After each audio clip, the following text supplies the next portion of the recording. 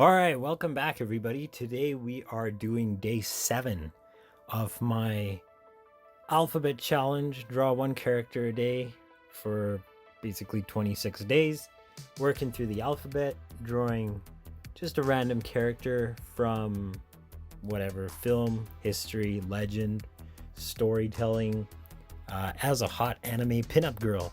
But here's the thing, like my video editing program, Premiere, I had a really tough time with the export quality.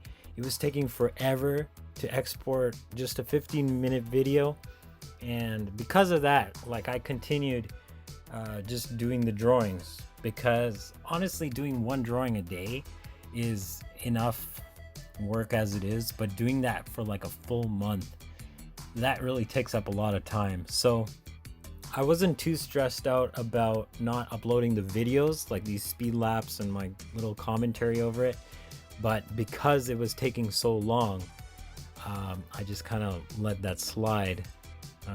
But I'm still gonna post them. It's just, it might take some time to catch up with it. As you can see with this drawing here, this is G, so I'm drawing Gretel from Hansel and Gretel, from Hans Christian Andersen's story, basically the old school fairy tale. Excuse me. But the whole idea, like a lot of the line art, most of the line art, like I already finished the line art before I started the actual drawing in Photoshop and coloring and all that. So all these speed lapse are mostly me drawing just over the rough line art and fixing up a few tweaks here and there that I can see. But as I'm done, as I finish each drawing, I can definitely see more things to improve, but I'm not stressing too much over that, because as I move forward, I'm able to practice the next changes on the next drawing. And once I'm done all these drawings, I probably will be going back and doing a new project using the line art. The reason I'm doing the line art in this 3D perspective, like using it, thinking of the forms in 3D space, because most artists, well, not, I shouldn't say most artists, most amateur artists don't think of figure drawing in 3D space. A lot of them are just transferring like lines to paper on a 2D surface, but they're not thinking about how the image will rotate. They're not thinking about how the form sits, you know, in a 3D space. And that's basically what I'm practicing here with this drawing here. Like, obviously right now I'm just cleaning up the line art, but the original line art that I've been doing for all these drawings is trying to think of how, if I needed to animate any of these for whatever reason, how I could make that easy, you know. So once I do the drawing, it's even like I can see mistakes, but I'm not even going to stress out about that, because there is a way, like there is time to go back and redo a lot of stuff. And once I have the drawings, I'm able to work with that in the future. That's all set in the future though. Right now, most of these time lapses will be me just cleaning up the line art and doing the coloring. Honestly, if you've seen any of my videos, you know, coloring is not all that fun for me. Coloring is so basic, and literally I would just do that as a last minute thing. I already have the colors in my head for the most part, but even then, when you put them into the program and start coloring, you change it up, you mix it up, but the shading and all that stuff takes time. And honestly, for me, it's more practicing the line art. If you got lousy line art, if you've got a lousy form, no matter how well you color an image, it's still a crappy drawing. So I've really pushed myself in changing that, in developing that, and in practicing that. But as you can see, like, the line art's already done.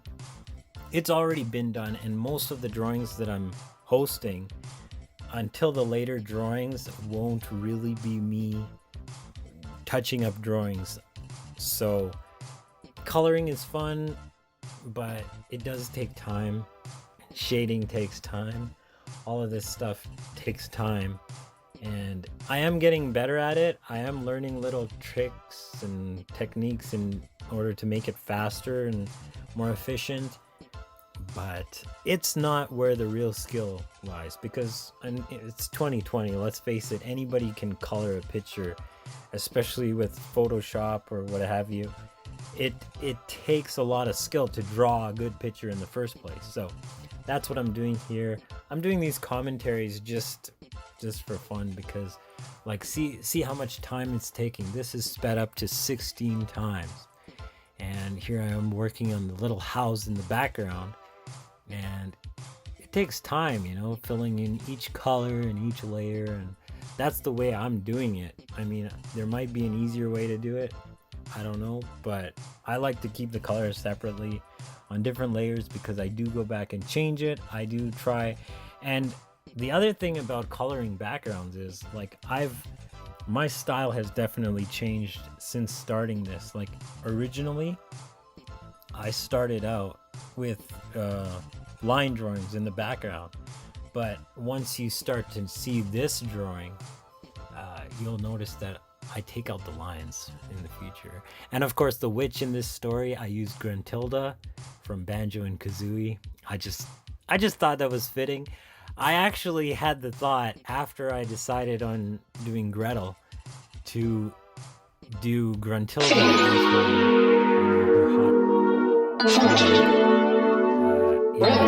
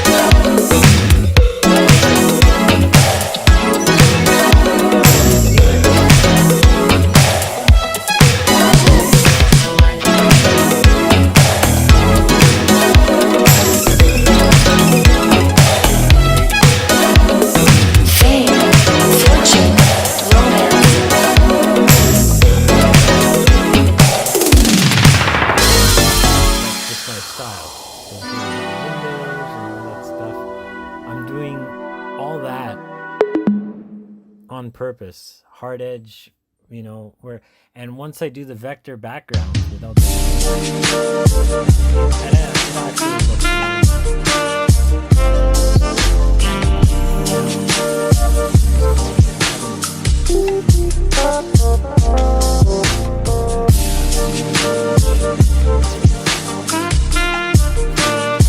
honestly, I don't even know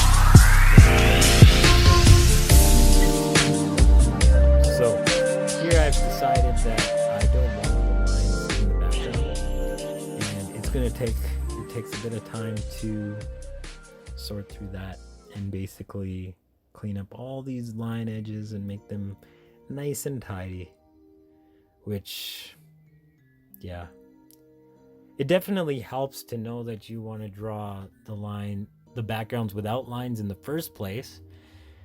That definitely would help, but learning process, it's a learning process, and I've learned a lot already. Mind you, when at the moment of recording this and exporting this video, I've already finished the drawings up until letter T? I've already finished T, so that's like 20.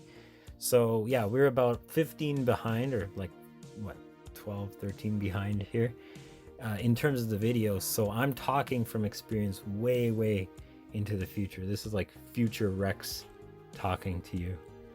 But yeah, learn the hard way, but then you don't make those same mistakes again. you know. But you got to work through those mistakes that you would have made in order to progress. That's just the way it is. If you have like 20 things you do wrong before you learn, you know, the next step, then you got to work through those 20 mistakes, and you just work through them. You know, it's like climbing a mountain. So that's what it's all about. Here I'm just writing the name.